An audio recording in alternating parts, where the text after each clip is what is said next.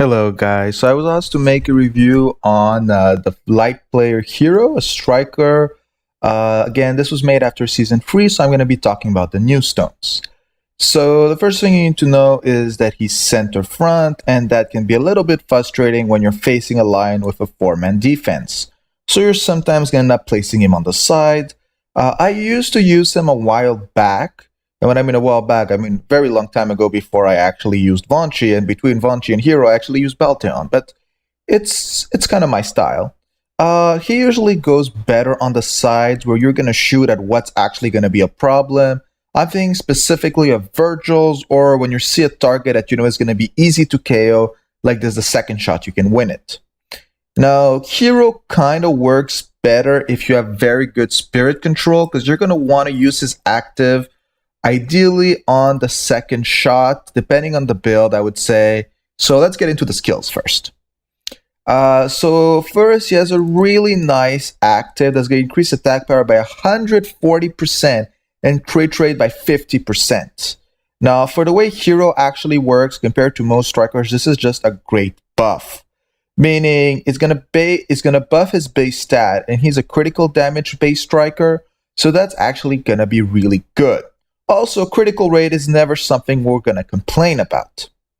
Now, then we have this skill, who's usually not the one you're going to max out until you 7-star it, but it's actually still decent.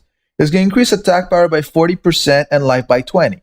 The life isn't the thing we care about, but in case you're holding the ball and you try to steal, it's kind of nice.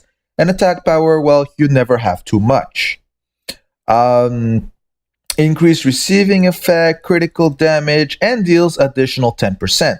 The 10% is actually really cool. It was added a few patches ago. Receive pass effect 50% is really nice, and critical damage 30%. Also, all of these work really well with his kit. And then, just in case we weren't sure he was critting, increased critical rate 60%. So with this, if you just look at passives, you should be pretty close to critting with this guy. I'm going to give a few stones. Now, on a stone build, he used to be basically built either Will of Metatron or a Gladaris. But with the introduction of SOB, he's actually becoming much more useful. Now, if you're using SOB, that's usually more going to be a PvE build, so that's a bit more complicated. Now, I'm just going to give all 3 builds. So the very first build, you're actually just going to put a Thunder Penetration here. It's the Gladaris. It's a unique.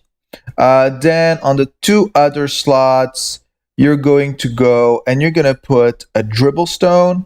And depending on what you're looking for, you're usually going to end up just throwing a crit rate just in case you weren't 100% sure he was going to crit.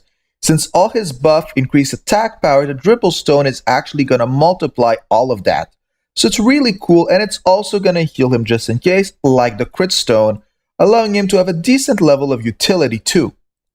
On the Prime slot, I'm always going to go for my little favorite. It still hasn't changed. Thunder Receive Pass Effect. To start with, he has a decent value, but it's never going to hurt to add a little bit more. This is more an old school build, and with all the lanes coming out, it's pretty much useless. So if you're running in the lane, this is not the build for you. If you are not, it could still work out. It's a pretty decent build. Now, the next thing I would say would be to run one of the light stones. So basically, on the light stones, the only difference is going to be the unique. But depending on what your crit rate, you might change the other stone too. So first of all, the Thunderstone is just going to be Thunder Receive Pass Effect. There's no other stone that really comes and have as much value as it, because it's also going to increase the damage, it's going to increase the crit, it's just good.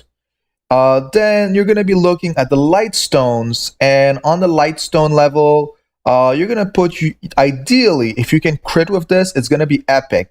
It's SOB Shard of Balumina, because it's going to increase pass effect again by 45%.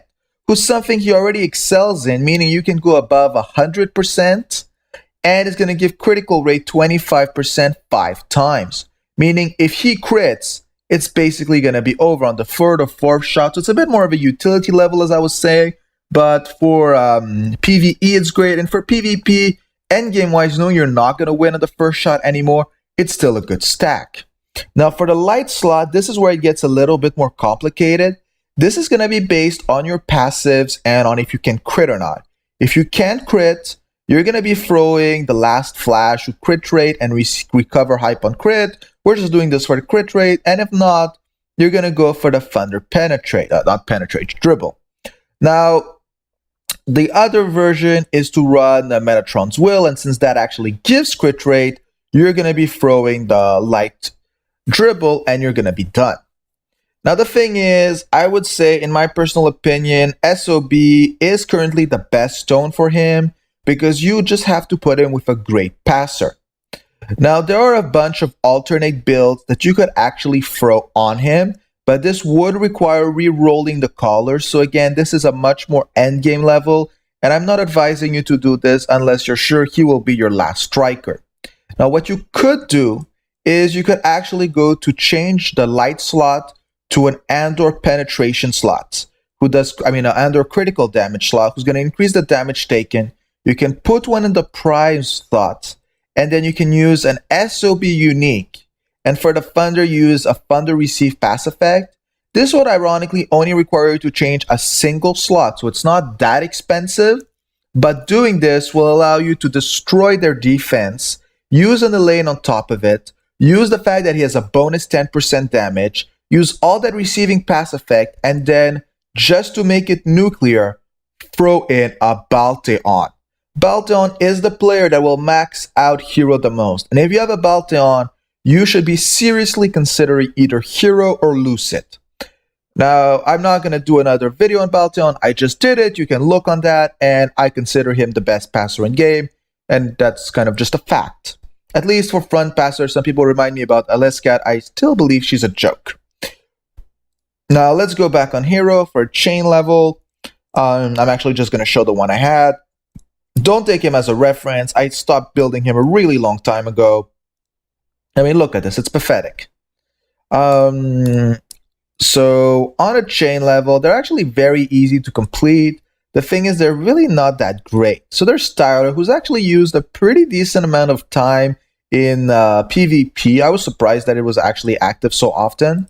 Then this is just great for when you're doing PvE, because there's very often one of these guys who's going to appear. Then on the friendship, you have Hercules, so that's again more PvE because you can't use him in PvP because Metatron is always there. For those who don't know, statistically, they've checked the best 30 teams in the game, and 27 of them had a Metatron as part of their team. So that means only 3 of them who wouldn't be gaining from this, so Hercules just can't be used. Then we have Lilith, who is the reason why I originally started building her was to buff Hiro a long time ago. I've gotten rid of Hiro and I did some funky stuff. It's not Hiro's fault, he just wasn't critting. You know, and I've got her built very nicely. She's just right here. She's just gonna be staying permanently, and I don't care that people complain about her. So also another thing that you really want to notice about Hiro is that, if I remember correctly, he's currently the only ace that's going to be light and thunder. So this can be kind of annoying, but if you want to have a light thunder hybrid, you can throw this. I still wouldn't advise it unless you just got light legends and you want to throw them in or something like that, but it really isn't the best idea. On a skin level, he does have a really cool skin called Guitar Hero. There's actually something that people call the band team, where you combine a lot of players who have band skins. There's also Deaf Queen, there's K, and I think 2-3 other ones who can do that. So I'm actually going to see if I can do a match with Hiro, but this isn't going to be as great. Be aware that he doesn't even own any stones. So just going to show a bit what it looks like. He's not Evo, he doesn't own stones, so don't await too much from him. But yeah, just going to do a gold match, and we're going to see exactly how much damage he can do when buffed with a Balteon. Let's throw any decent player in the mix. Here, this should buff him a little bit more. So again, this is a hero without any stones, so be aware that it's not going to be as epic as possible. You really want to note that he can reach an extremely high level of received pass effect, and that's what everyone's going to be working around. So let's see how much we can do. Again, this Balteon doesn't have any pass tone, so it's not going to be the best pass effect. 1200 is already really nice for someone who's not holding an SOB, and he was able to one-hit KO the Neris. So for a free-man defense, that was a pretty decent value. Majority of it was due to Balteon, but I want to point out that it was pretty nice on Hiro's part. So I hope this helps people understand how Hiro works. If you got any specific questions for your team, want another player review or anything like that, just leave me a comment in the description and also try to subscribe. Have a good day, guys.